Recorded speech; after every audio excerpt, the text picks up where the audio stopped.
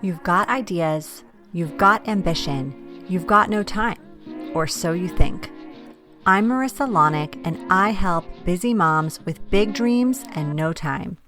Join me each week as I dive into time management strategies, goal setting and achieving framework, and inspiring guests who are juggling mom life, work life, fill in the blank life. Dreams don't work unless you do, and just because you're a mom doesn't mean you can't still make it happen, whatever it means to you. Welcome to the Mama Work It podcast.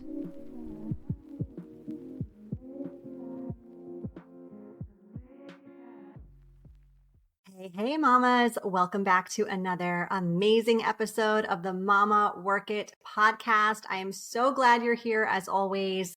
If you are new, my name is Marissa Lonick. I am your host and the founder of Mama Work It, where we support women in the juggle of mom life, work life, wife life, fill in the blank life. You guys, I'm so excited.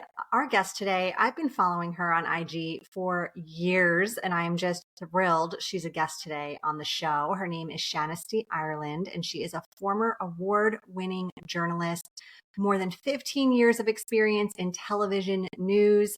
She's been featured on the Today Show, Nightly News, and dozens of publications like Scary Mommy and the Huffington Post. Today, Shanisty loves to share parenting tips, recipes, and real deal realistic stories from her chaotic life with kids. She is also a mom of 5, you guys, ranging in age from 2 to 11. I can't wait for this chat. I know it's going to be good. Thank you so much for being here. Oh, thank you so much for having me on today. Yeah, so I love to just get started to just tell us more about your story, your motherhood journey, and kind of what led you to where you are today. Yeah, typically the first question I get asked is like, did you really set out to have 5 kids? Like that is a lot of kids. I'm actually an only child and I hated it. Like I absolutely hated it. Now, I say that with a grain of salt because I don't want parents out there that have one child or maybe just trying and they just are later in life and they think maybe they're going to have one that it's terrible. It was wonderful. I had a fantastic childhood. But honestly, it was lonely. I didn't live in a neighborhood. I had cousins, but you see your cousins like a couple times a year. And of course, I had friends, but it's just different. So I knew that I didn't want just one. And it was just kind of one of those things like with each child that was born, by the time they reached that 1-2 year old threshold, I was like, oh, I don't think we're complete. Like, let's have one more. And then we ended up with 5. But I can officially say I'm retired. If my husband wants more, I say he's gonna have to find a younger model because I'm like done. I'm done having children. But yeah, so I think that for me, a large family was something that I really wanted. When I met my husband, I was a news anchor in Birmingham, Alabama. We met in Alabama. He was working in Montgomery. And I can honestly say I was perfectly content being single. I thought that like I was on the fast track to being like in New York City or, being in Dallas or somewhere. And I wasn't really that I didn't go to college for my MRS degree kind of thing. I just thought like, okay, well, if it happens, it happens. And typically that's when it does happen, when you're not looking for somebody. And I met my husband in Alabama and we were married a short while after. And we had our son in Birmingham, Luke, our oldest, he's 11. And then I ended up deciding to leave that station I was at in Birmingham. There was just nothing bad happened. There was just a lot of changeover. Like my news director was leaving, ownership was changing, and we just kind of thought it was time for a change. And so I quit my job, put our house on the market. I peed on a stick and I was pregnant again. And I was like, oh my gosh, this is very shocking. What are we going to do? And, my daughter, so my older 2 are only 15, 16 months apart. They're very close in age. So I had a son and then a daughter, and I moved to Lexington, Kentucky, and I was news anchor there for 2 years. And after my daughter was born, I was kind of like, I think I'm done with the day to day. I love the news industry. In fact, I still freelance. I do a lot of stuff here in Columbus. I was actually on a station in New Orleans earlier today via Zoom.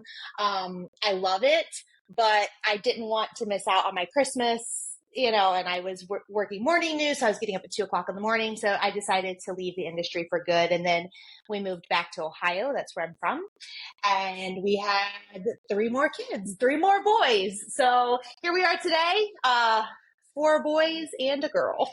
So Yes. Okay. I love so much of this story. I'm also a four-boy mom here, FYI. It yeah. takes a lot to be a four-boy Um, mom. well, it's interesting because I think honestly, through the journey of having four boys, especially, I think that up until a couple years ago, I would get so upset when I would scroll social media and I would see like these pristine white kitchens and everything was just so perfect. And like, granted, hey, I get it. Nothing on social media is real, right? Like, probably half the time these people are renting out kitchens or they're going to their neighbor's house or whatever. But still, it was a comparison game and it was very, disheartening to me. And so I just was like, you know what? I don't care. Like, if I was to flip this camera around or to take you guys on a tour of my house, every single blind in our house is broken because the boys kick soccer balls all the time. There is, I mean, like, there is just fingerprints and dirt everywhere. And I clean. Okay, don't get me wrong, I clean. And there's pee all over the seat in the bathroom. And like, so what? That's real. And I think that even through my social media, I started to make that shift towards really promoting the reality of everything. And I think people really liked that. They were craving that. They wanted to see more of that. Yeah, absolutely. There's such power in that honesty and that honestly the vulnerability behind it because it does feel scary to kind of open up that part of your life to people when everyone is sort of doing that social media fake life on there that you're seeing. So I love that you're doing that. Never heard the term MRS degree. Love it. It took Oh, me a you minute when you haven't? said Oh, it. well, I went to school in the South, so I went to college at the University of Kentucky. So, yeah, I think the MRS degree is definitely an SEC school. It's well known amongst the SECers, that's for sure. Gotcha. Okay. All right. So I kind of got an idea of this. So you left the world of news anchoring. Makes sense. That hmm sounds like a very demanding schedule, not very forgiving, not very easy to be honest when you're trying to be a mom, let alone a mom of five children. I wonder, do you think if you had been in an industry that didn't require such demanding hours or schedules, would you have stayed in the more traditional working mom role, or do you feel like you were really compelled to go more into the stay-at-home mom role? Yeah, I don't think I would have lasted. Honestly, and this might really box me in, but there's nothing else out there. I've never been that person that's like, "Oh, well, I think I'd have interest in being a nurse or a teacher or this or that." Like, I feel like this is the only thing I ever wanted to do. I couldn't imagine myself doing anything else. I tried to do like radio sales for a minute. I think I sold one ad and it was like for some paper company. It was awful. I was terrible at that job. I pretty much was like, anyway, that was my job. I walked some dogs for a while. I was okay at that, but I just think that was the only job for me personally. I know that's not a possibility for a lot of women, so I definitely don't want to. I don't want to look past the the moment that I had that opportunity to leave. So I definitely still work, just not the 9 to 5 stuff. It's more freelance. It's more on my own time. But to answer your question, even if I had a more traditional job, I don't think I would have stayed in it. I homeschool my older two kids right now, and I just feel like that's kind of the path that that's what's best for our family right now. And so I just couldn't imagine how I would be able to juggle a full-time career. Now, a lot of my friends, my best friends in the world that I talk to on the phone every day, they have full-time jobs and they have multiple kids, I and so I don't understand how they're able to do it. And then they look at what I do, like with the homeschool and the TV stuff, and they're like, I don't know. So I think it's interesting because we kind of just get into our roles, we make it work, right? And you just kind of do what's best for your family. Absolutely. Yeah, there's no one size fits all. Absolutely. Mm-hmm. So I'm curious, what do you wish you had known 10 years ago when you were like a new mom? And I know you were 10 years ago, you were already pregnant with number two. Which is just But wild and weird. Yeah. let's say like 11 years ago. What do you wish Okay. you would have known as a new mom? Um, well, for one, you like don't pay attention to social media. Don't really pay attention to any of that because it's a highlight reel. It's not real life. Like you'll every once in a while come across somebody that's really posting the real stuff, but it's very rare. At least back then. I think there is this whole shift to post more of the under aesthetic, more authentic life, but um for us personally, and I know this is very non-traditional, and I'm sure you'll have some listeners that are going to be hating on this, but we co-slept with all of our kids. In fact, with the five kids right now, they have these mattresses in our media room. There's literally all five of them sleeping on these mattresses together. They love being together. The baby's in our bed, and so I think you just do what you feel is right for you. Okay. Like you listen to your gut. You can read all the pamphlets you want. You can buy all the bottle warmers and the wet wipe warmers and all of that stuff, that you want. But at the end of the day, the best piece of advice I ever received, I was doing this whole segment when I was pregnant on the news. It was like mommy to be, and I was interviewing all these people like, what's your best advice? Like, I'm a new mom, da da da, I'm pregnant with my first. And I'll never forget this nurse. I interviewed a nurse and she said, all your baby needs is clean clothes, a safe place to sleep, and to be fed, and that was it. That's it. You don't need anything else. So we never found out the gender with any of our kids. All five of them were surprised because I didn't need it. I didn't feel like I needed a pink stroller just because it was going to be a girl. So I think that, there's this whole marketing propaganda around the, like, you got to go to, I don't even know if Bye Bye Baby exists anymore, but you got to go to the baby store. You got to have the big list. You got to get all of this stuff, and you don't need it. It's just a baby doesn't need much. And another thing is you can never spoil a baby, and you can never hold a baby too much, period. Love it. Yes.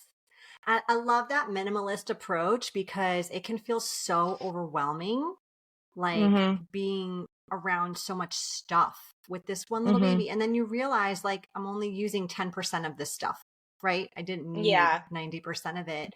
I'm Yep. curious, as your kids have gotten older, I find personally that's become more of a challenge the older they get with like the amount of stuff we have. Tell me about you. Yes. You're raising five. Like, what is that Yeah. like for you? Well, I won't take you to our basement. That's where everything is.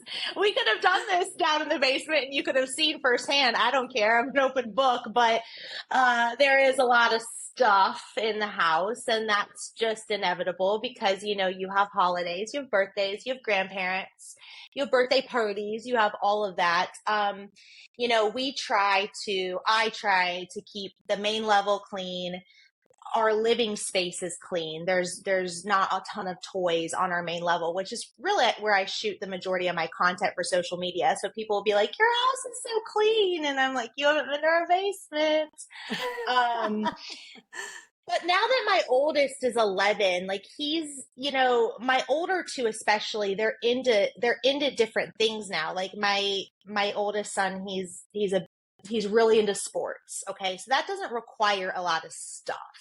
Um, I personally would be getting rid of all of it. But the thing is, like, I keep repopulating the neighborhood, as I say, is like I keep having kids, so I can't get rid of the little like cars, because the 2-year old, he doesn't experience any of that. So I think for now, it's just kind of one of my neighbors told me, she's like, wait until your kids are all in school full time, which if you're homeschooling, I guess that'll never happen. But wait till they're in school and then you'll have time to actually purge and get rid of all of the stuff.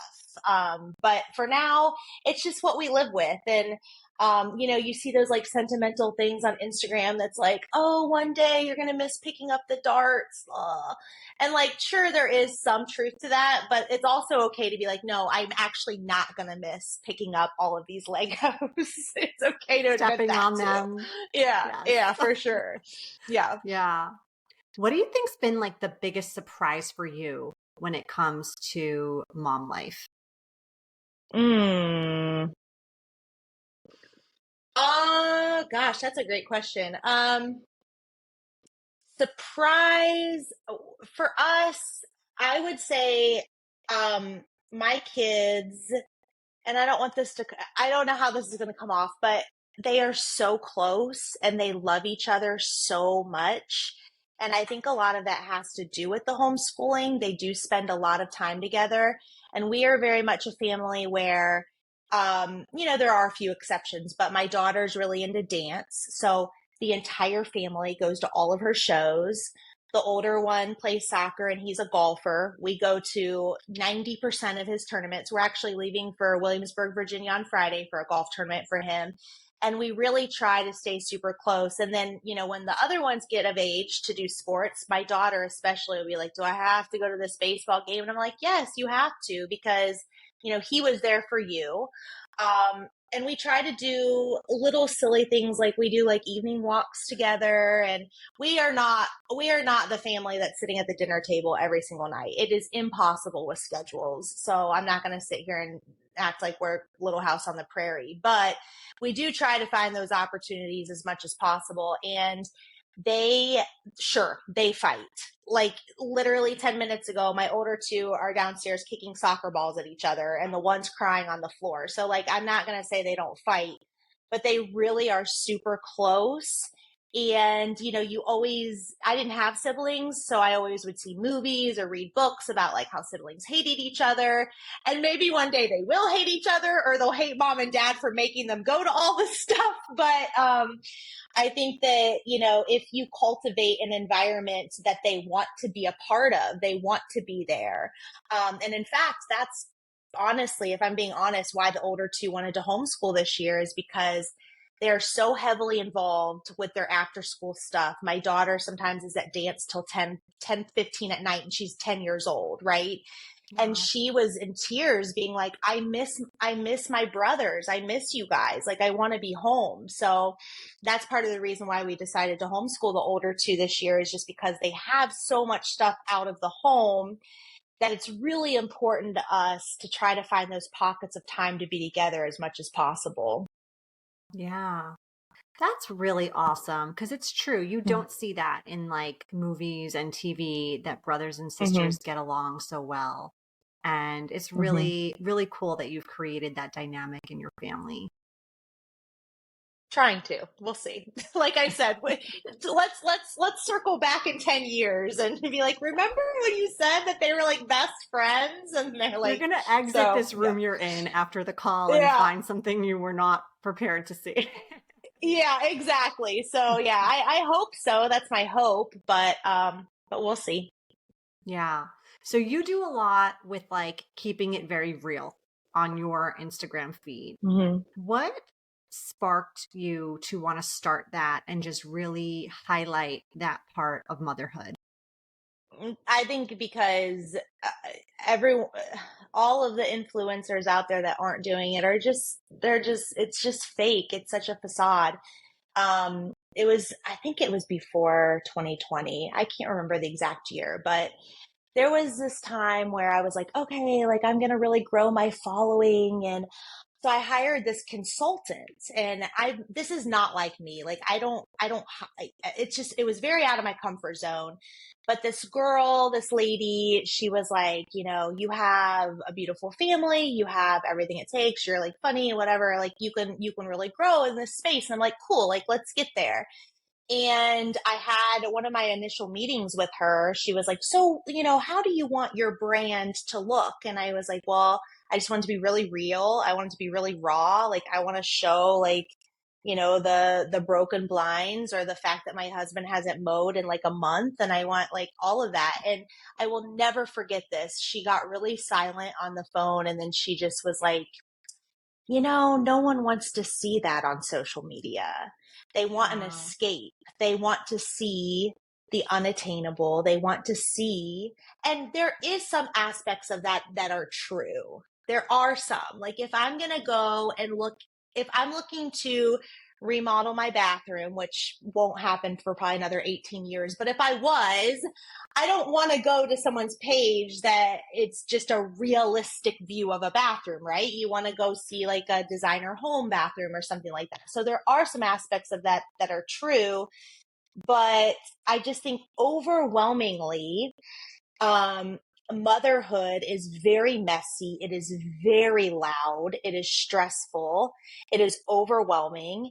And I just am really on a mission to show that, sure, like, we have a really beautiful family, and like we're doing all these cute things, like going on walks and all of that. But that's not what I'm going to highlight there. I'm going to highlight the meltdowns, to a certain extent, right? My kids are starting to get to the age where they don't really want to be on the social media anymore anyway, which is fine by me. Like, I'm totally, totally fine by that.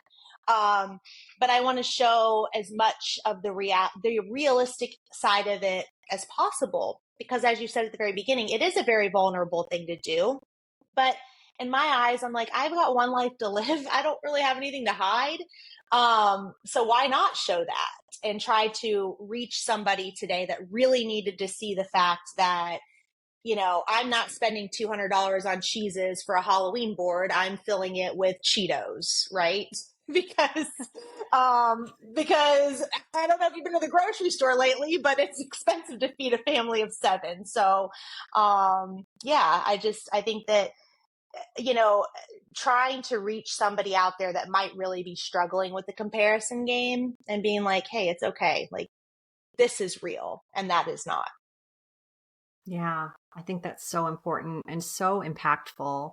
Do you feel like you go back when you think about this to like a period of your motherhood journey where you were like, I'm going to do something about this, like this comparisonitis, this feeling I'm getting every time I'm on social? Like, was there like a light bulb moment for you that you remember, or was it an evolution? I don't know, not really. I just feel like everything that I would scroll through, I'm just like, and a lot, and I've had to unfollow a lot of people over the years, because I'm just like, okay, like, we get it, Vanessa. Like, you drive like 7 different cars, and your kids are wearing matching designer outfits every single day. Like, cool. Like, I just am not going to follow you, like, and so I don't know if there was one instant in particular. It's just, I think that for a very long time, um, I've just really told myself it's fake. A lot of it is fake.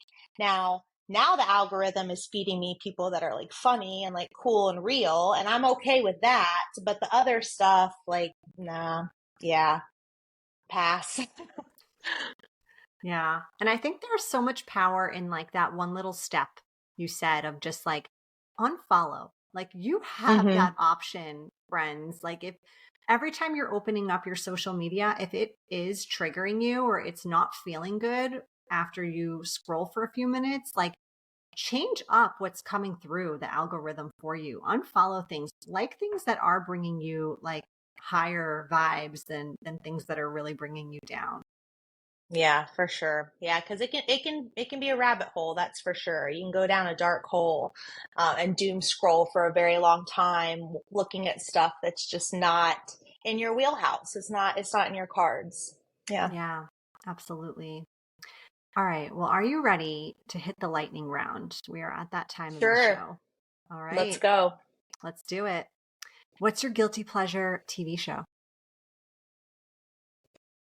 Oh gosh. I'm gonna sound so lame, but like I don't really watch a ton of TV. I think a long career in television has just kind of I've had like been enough. like, yeah. I did recently watch Monsters on Netflix, which is pretty deranged. And I shouldn't say I liked it because that makes me seem like a freak, but I did enjoy that. I listen to murder podcasts a lot, and I like the documentaries for sure. So I would say yeah, probably that. Yeah. I mean, I can't imagine with 5 kids that you wouldn't have time for TV. What kind of world are you living in? I know, right? Yeah. I do Yeah. listen to a lot of podcasts and Audible books when I'm off doing my stuff. So yeah. Nice. Do you have a favorite book that you've listened to, or which one are you listening to right now? I just read. Listen, my husband likes to point out it's not reading if you're listening, but I whatever. think it's We're still not going to reading. talk I about think it's him. still reading. Yeah. Gaining information, right? Thank you. I just Yes. did All the Colors of the Dark. Did you read that Ooh, one? It's no. extremely good. Yeah, it was a twist turn. It's a thriller. Thriller. That's a good one. Okay. And we know you like the murder stuff, so I do. Yeah, isn't that awful? That sounds very demented. I think I posted a reel one time. I think it was last fall. I'll have to repost it. But I'm like, I don't like walking my baby in a stroller, and it's like this upbeat, and it's like this is what people think you listen to, and then it's like, and then Susan got the knife out of the butcher block. yeah, Terrible. yeah. It's Yeah. popular. I get it. Yeah, What it if is. what if you could only eat one food for the rest of your life? What would it be? Calories don't count. Su- Sushi, 100%. I love sushi. I'd Yeah. probably get sick of it after a while, but yeah, the sushi is my go-to. I could probably eat that like every meal of every day. Do your kids like it? My 7-year-old does. He is a grown man. He drinks coffee. Like granted, like it's like a sip. I know the Karens in there are gonna be like, I can't believe you're 7-year-old coffee, but he even if we're out of creamer, homeboy will drink his coffee like straight black. He really loves birds. He loves sushi. He loves hummus. He loves spicy foods. He's like my spirit animal. I joke. He's like 78 in a 7-year-old body, but so he's my typical sushi date. He's a I cool love kid. how I love how you said he loves birds. Loves birds. Oh, like there's this. I took birding. I mean, this is no joke. There's a metro park across the street from where we live, and it was like it was over the summer, and it was like Saturday morning at 8 a.m. Meet up with your binoculars, and I'm like, Adam, we're going, and he was. So we roll up. He's the youngest by like 72 years, right? Like everyone's in their 80s, and here he is with his little binoculars. He's got his bird nerd t-shirt on with all the birds on it, bird socks rolled up, cargo pants, and we had the best time ever. That is awesome. That is Yeah, he's awesome. cool. Yeah. All right. Let's see. What if you could have any superpower? What would it be?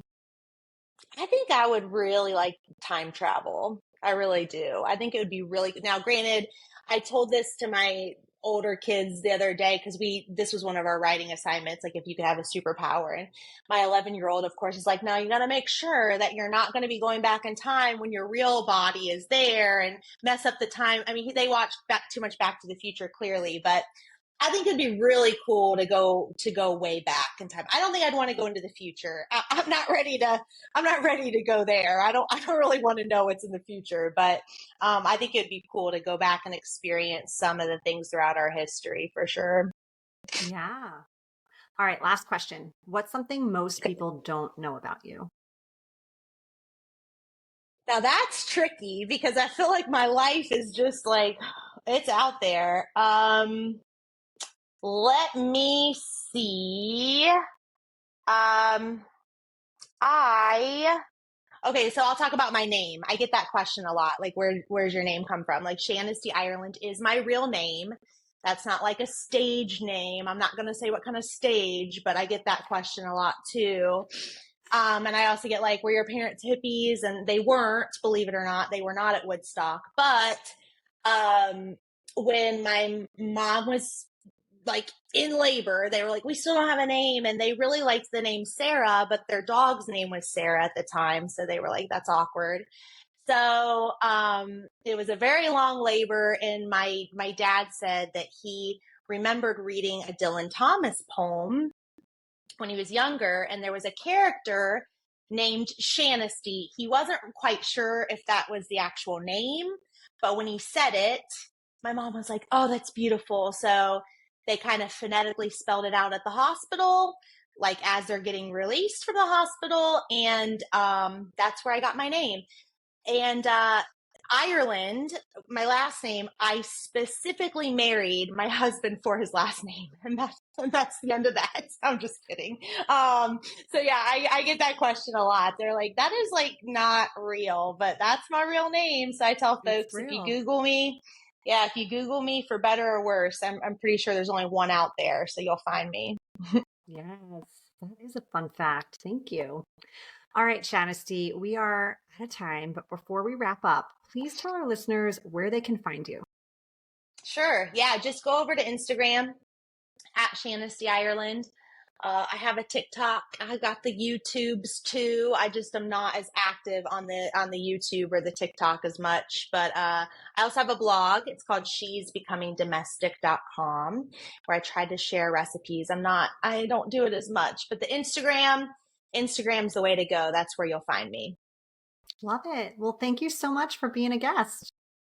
Thank you for having me. You've been listening to the Mama Work It podcast.